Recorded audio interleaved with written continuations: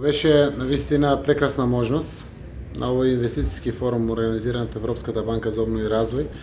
Сите премиери, но и присуство на многу бизнисмени, преку 200 компании кои што се овде присутни, да развиеме една идеја која што би била фокусирана и поврзана со иднината на нашето приклучување кон Европската унија, мислам на нашето и на Македонија и на целиот регион од Западен Балкан.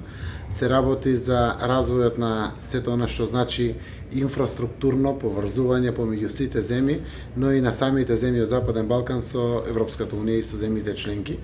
Зборувавме за коридорите, пред се за коридорот 8, коридорот 10, но и другите коридори кои што поминуваат преку другите земји. Се работи за сериозни финансиски средства.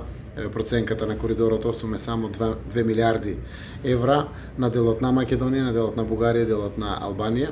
Се зборува за железничкото поврзување, патното поврзување, но и со можност да се пуштат и оптички кабли заради дигиталната агенда и поврзаноста на регионот.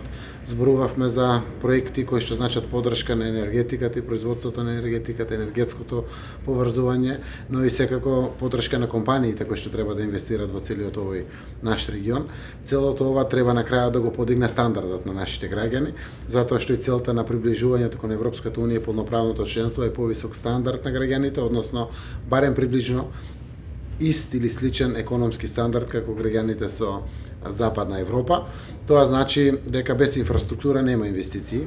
Инвестициите може да дојдат паралелно заедно со инфраструктурата, иако тие ги има, сепак мора да ги има уште повеќе, да растеме со поголем интензитет. Порастот на нашиот бруто домашен производ мора да биде над 4%, за да можат буквално тоа да го почувствуваат и граѓаните на Македонија и во целиот регион. Јас сум убеден дека ваквиот пристап кој што Европската банка како еден од најголемите финансиери на крупните инфраструктурни проекти во Македонија и во регионот го води, ќе даде свој резултат, заради тоа што при самата изведба на сите овие капитални проекти се ангажираат многу луѓе, се дава многу работа за домашните компании, кои што во суштина и при самата изградба го подигаат стандардот на граѓаните, а при привлекувањето на инвестициите исто така само дополнително тоа целото расте. Денеска на завршетокот на панелот беше презентирана и платформата, каде што буквално сите инвеститори може да ги добијат сите податоци на едно место за сите земји, вкупно 6 земји од Западен Балкан, каде што ќе им помогне целото тоа да ја направат крупната слика и за одлуките за нивни инвестирања, но и за одлуките каде да учествуваат на тендерите во делот на изградбата на таа голема инфраструктура.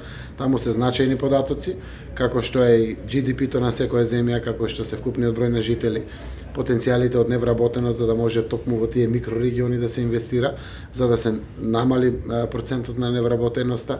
Се работи за еден комплексен пакет кој што апсолутно треба да овозможи граѓаните и на Македонија и на целиот регион да почувствуваат благосостојба.